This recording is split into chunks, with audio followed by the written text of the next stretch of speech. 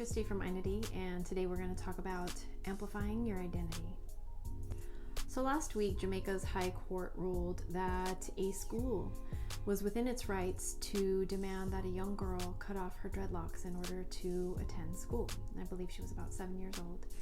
And when I read about that, and then another friend informed me about it, it was kind of surprising because when you think about Jamaica, you also think about the Rastafarian identity. And so for the High Court to go that far as to ban dreadlocks is something that definitely was, I don't want to say shocking, believe it or not, when it comes to politics and certain things in Jamaica. They're actually very conservative, but I digress.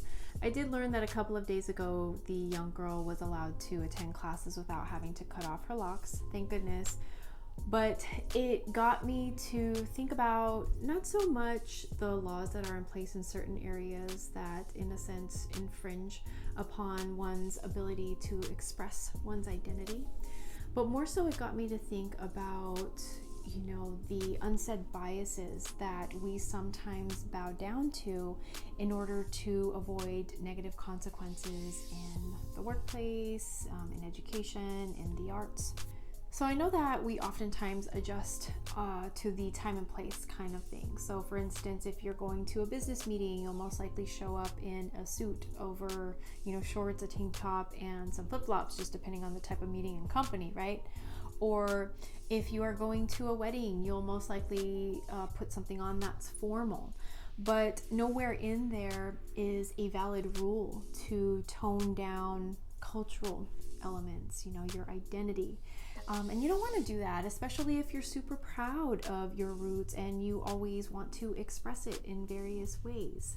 If you're a creative or an entrepreneur, your identity typically comes out in your branding or the work that you put out, your lyrics, the product that you create, or the message that you disseminate. So I would say that at the end of the day, this is really about acceptance, right? So I would say that if you are an artist, for instance, this acceptance you're seeking would be acceptance from the industry. And there's this idea that you do what you have to do in order to do what you want to do. And I would say that that has some merit when it comes to, the hustle and, doing the grunt work and working your way up. But if you're being asked or told to tone down certain things about yourself that are representative of your identity,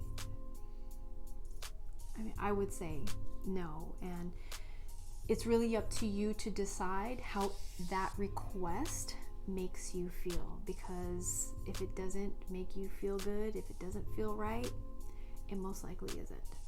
So yes, I would say to put out into the world the person, the ideas, the products, the words, and the ideologies that represent who you are.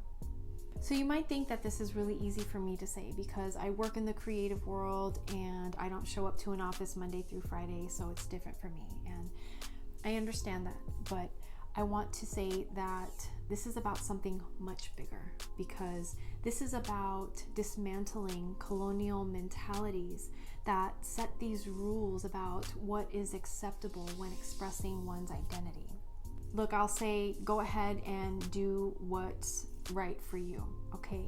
But I want to remind you that there is a movement happening right now, and fighting for the ability to freely celebrate and express who you are is a big part of that movement. So I want to encourage you to be proud of who you are, be proud of where you come from and where your family comes from, and amplify those elements about yourself that make you beautiful and unique. So here are 3 takeaways. 1, do not apologize for celebrating your culture. 2, do not tone it down to appease the other side. 3, stand up and have that difficult conversation with someone if you are being asked to tone something down about yourself that represents your identity. So if you haven't figured it out by now, I am about living your truth and radical change. What I'm not about is complacency and appeasing two sides. You know how people want things to be more in the middle, or why can't we do something that's a bit more moderate? And I mean, that would be nice, but guess what? Things have been way out there for the longest time, and I'm pointing to my right. So we have to come from way over there to dismantle the colonial systems and mentalities that separate us. That is how we break through. So if you have any questions or any comments, please leave them in the comments section. And always remember that you're an artist, you're a visionary, and you're a leader. And you're part of a generation of activists at the forefront of positive change. Don't you forget that. We will link again next week. Have a good weekend, and remember that Christy loves you, okay?